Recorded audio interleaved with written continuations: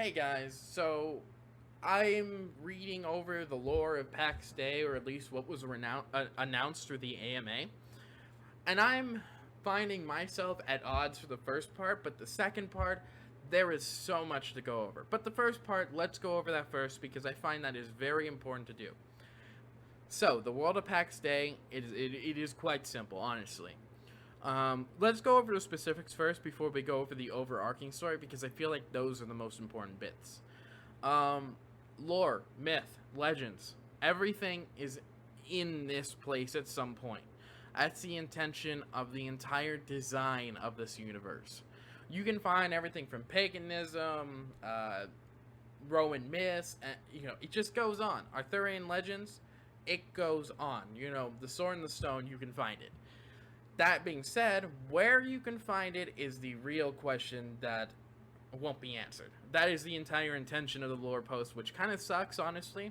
You want details, you want stories, you want to set out on a journey before the journey's even begun.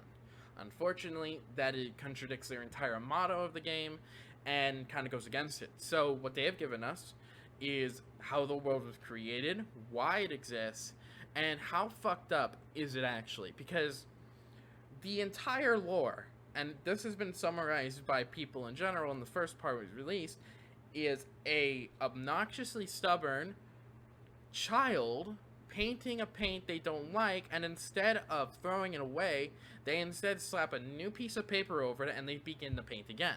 That is essentially what PAX Day is. Every time this goddess, this deity, has painted over, has left these old layers of paint that you can still explore, and they're all fucked up and messed up because they've been painted over. And the thing that made them terrible, or made the goddess want to paint over them, still exists there and continues to fester. Now, I know that is where the analogy of paint goes away, because paint can't move and evolve. However, it does get smushed around, and the majority gets smushed even further with the minority in colors. But that is essentially the world of PAX Day. And there is everything from dragons, so on, so on. If you can imagine it, if you write about it in a story, a fiction, a myth, or a legend you've once read in maybe high school or elementary school, it probably exists in some form somewhere. Now, that is the bulk of it. But there are specifics that I do want to talk about, which was released today. And I know you're saying, that was all part one? Yeah, that was all part one. They didn't give us anything for part one. Part one was just, an explanation on why they can't give lore in a lore AMA. I know, it's fucking crazy, but whatever. There's some people who like it, some people who didn't. I didn't, because I felt very underwhelmed by it all. I was expecting a little bit more, but they finally delivered today when they released part two, and we got some serious good stuff. First things first, you are just a person, a clean, empty slate in PAX Day.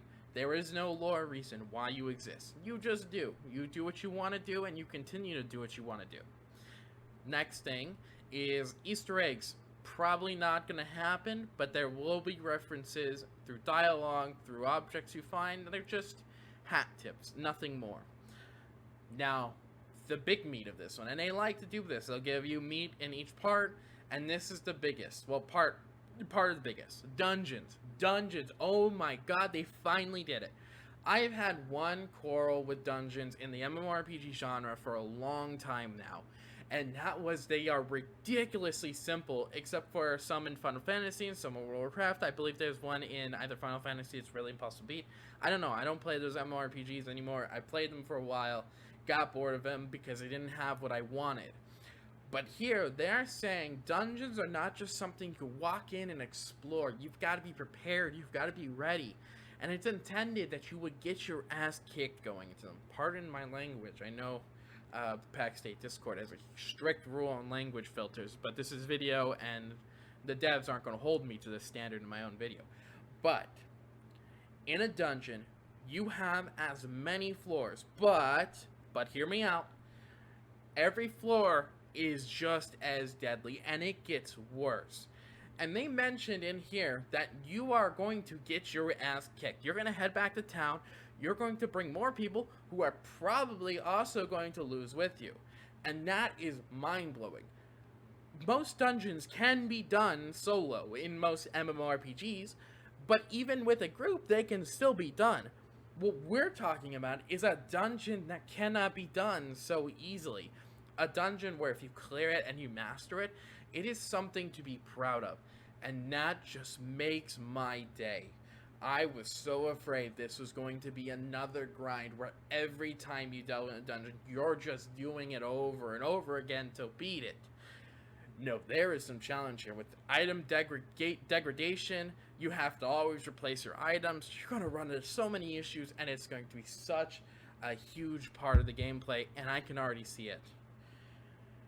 The next thing is that every dungeon is created with the how, when, and why. Not with just, it's a dungeon made by dwarves, cool. No, the dungeons are made, why was this dungeon made? Who made the dungeons? And when was this dungeon made? And then you ask the future questions. What happened after the dungeon was made? Why did it get abandoned? And who is in it now?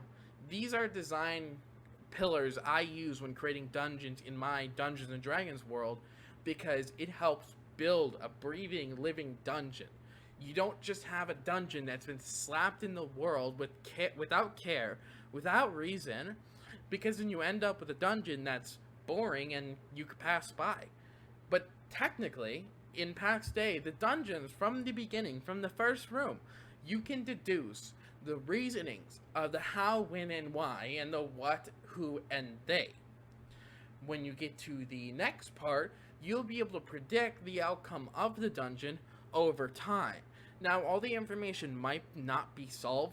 The pieces might be all there, but you might not have the last piece to solve the puzzle just yet, because that is where they are going to add later on. They want to design inwards instead of outwards, which means making the world bigger, but also making sure the small part of the world, which is the places you've been and seen, are bigger. Whew, that is a lot of words, and I really love that.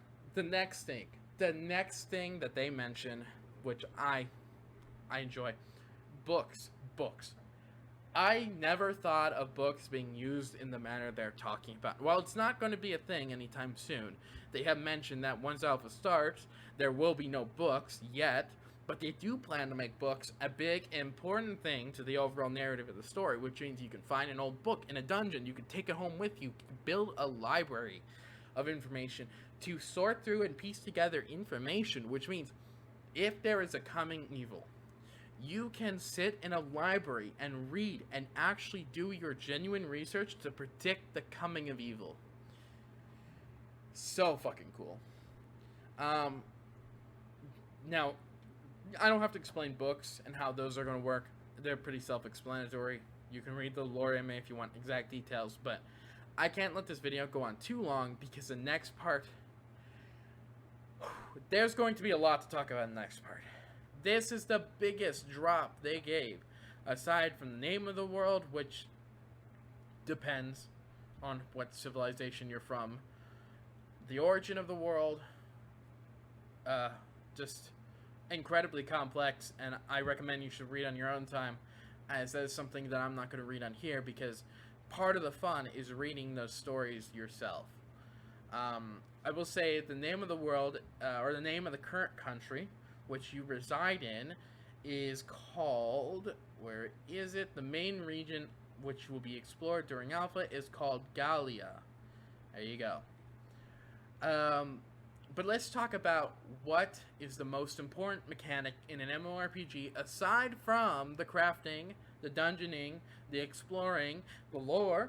It's the magic. Every fantasy MMORPG has to have magic, and this is what magic is. Magic is an existence which is made of spirit power, I guess. So, magic isn't just mana. Mana is technically spirit power. All spirit power can be used to extract elements of creation, which we are talking earth, water, air, fire, the basic. You know, the trope starting elements. And these elements are the primary elements you will intend to use. And every living thing will have a spirit. Some spirits will be stronger than the other, some will not. There is also another type of magic. Okay, not another type of magic, just a type of magic. So not only can you not only can you manipulate earth, water, air, and fire from the aether, manipulate them to make anything you want, there are types of magic.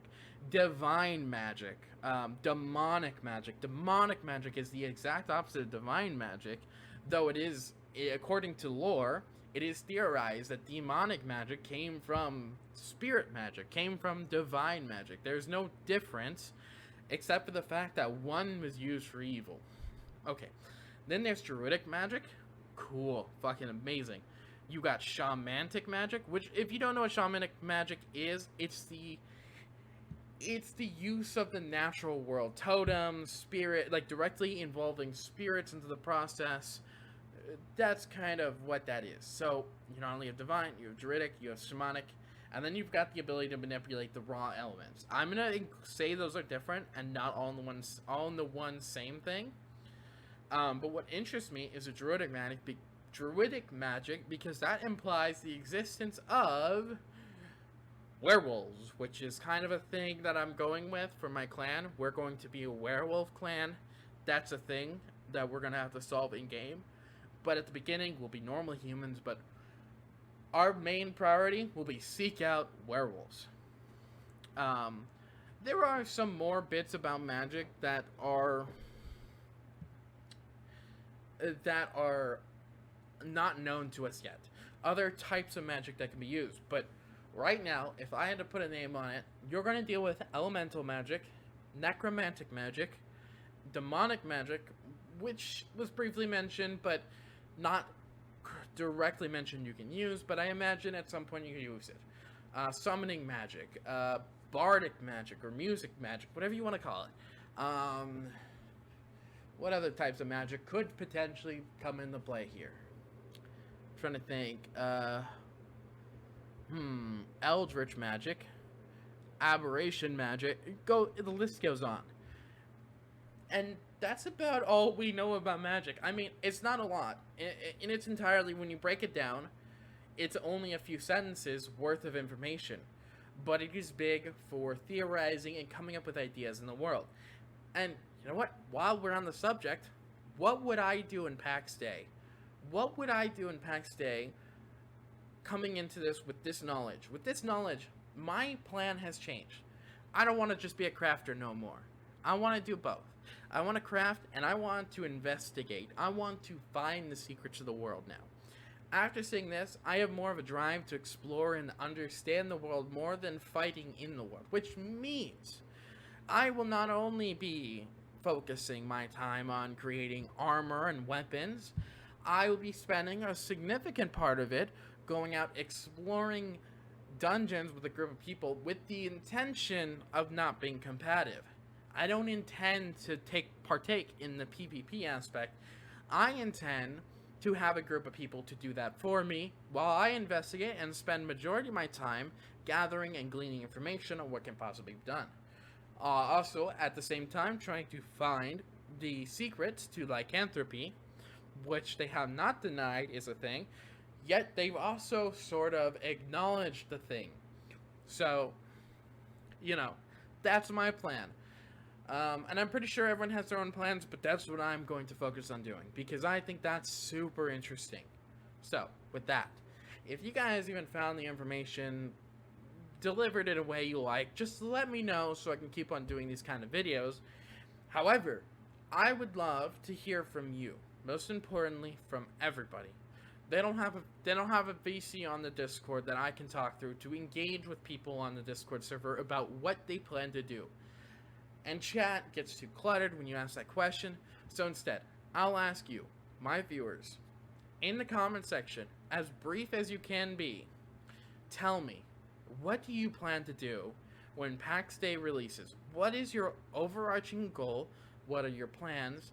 And how are you going to make use of all this information we have learned today to change PAX Day in the ultimate future? And with that, I hope you guys have a wonderful rest of your day. I'll see you guys later.